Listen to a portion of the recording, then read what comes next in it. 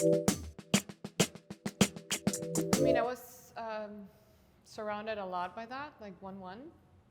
Well, we Throughout don't know my what that means. teens. It was awful. I just had like one good friend, and the rest were like the worst. But what I did was just really build confidence on myself. Know that whatever she's struggling with is because she's insecure and she's going through some bad stuff, and that's the way that she feels better about herself. And try not to get affected by her things. And if people believe her, I would even be like, yeah, but that's not me. That's not what I did. Those rumors are not true. And this is who I am. Just be very secure of yourself. Like, who are you? Your ethics, your morals, your things. Be very strong. Keep them very stable. And that's not going to affect, whatever people say about you. I would. No. She would be dead. I would stop. I would like. She would be dead. Honestly, I have that tendency to fight back really, really strong and very, And I think you should. You have to confront them. Yes, and 100%. I'm glad that she said that. She said that she confronted her. Since she did that, my next thing is get away from that person as soon as possible. Really block that person. Take that person out of your life completely. It's not like, oh, I'll invite them to my dinner because no, like literally cut that person off from your life. I guarantee you, you will be so much better. With fake friends, it also goes back to like, okay, you had that friend at a point in your life where you guys communicated, you guys talked the same language, you guys hung out, you guys did things together and you were fine with it. It was one of your best friends, So it just always goes back, like when you take responsibility and you say, okay, I allow this person to enter my life, I allow this person to know a lot about me, and now she's either showing me her true colors or now I'm able to see who she really is, right? Then that empowers you to be like, okay, that's it. Like, should you confront the person? Sure. Like in my case, when that has happened, usually that friend tends to go away because they know they've done something wrong. They know they're spreading rumors. They know they're hurting me, right? And they stop answering. Like they just don't talk to me as much as they used to, right? So it's really interesting when that happens. Like if you have the opportunity to confront and you also want to help the person, hey, I heard this, this, and that. Yes, sure. I've had experiences where I've done that and it went really well. I've had experiences where I didn't even confront and I never saw the person again. Which is the ideal scene, and it will happen. Like when people are hurting you because they're good people, they tend to get away from you. But I would say take responsibility and just, it will empower you. When you're like, I allowed this. I am responsible for that person knowing so much about me. Okay, now I know what she's capable of. That's it.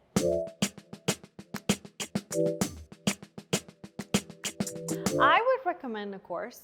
First, I guess I would do like a list of your ideal things, like his ideal scene and then your ideal scene. And then if he's willing to work towards that, then I would have like both of you can go take a course. There's one, I think it's Achieving Your Goals.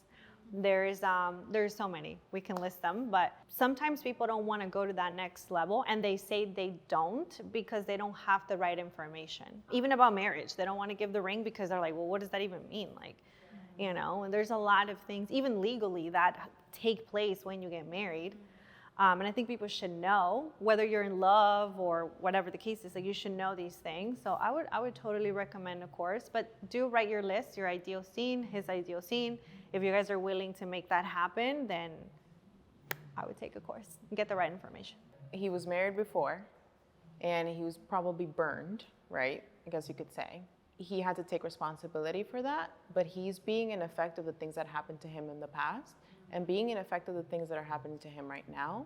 So I wouldn't say you go take a course, you need to get better, but let's do something together and see what we need to work at for us to be on the same page. Because I love you, you're perfect, you're good, everything's great, but then there's this. Yeah. So then what's your point of view on my end?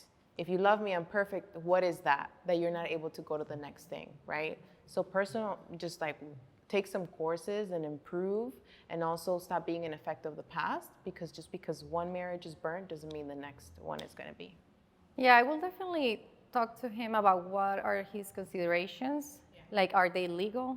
Because he was married before, so maybe the separation, the divorce was very messy, and he's like traumatized by all the paperwork and all dealing with lawyers, and he's like, I prefer to don't go through that again. It can be that.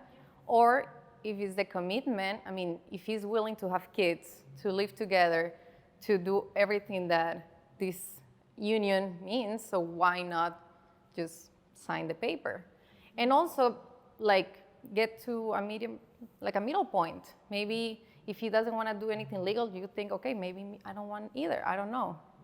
So let's do a ceremony or something that both are happy with.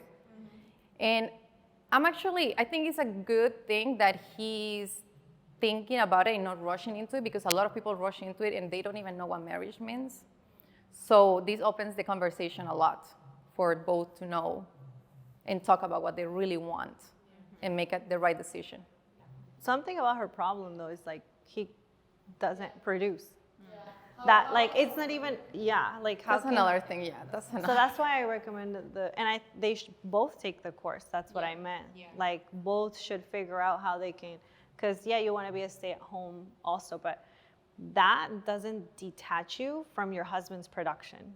Just like I want women to know that if you're gonna stay home and do that role, you have a lot to do with his production. Like it's very correlated to how he produces. So it's not like, well, I just want to stay home, be home, so I take care of my kids, as if it was something separate. Like it's not. So you should also know how to achieve your goals and be successful in running the house. Because if you're gonna be, even if he makes millions of dollars, if you're not good at that, you're gonna end up being a problem for him. Maybe that's his consideration. I don't know, right? So like you both go take that course and write your ideal scene. And then that can help you figure out the future out. I would say, I mean, everything everybody said is great, but the one course I would say to take is the how to create a successful marriage.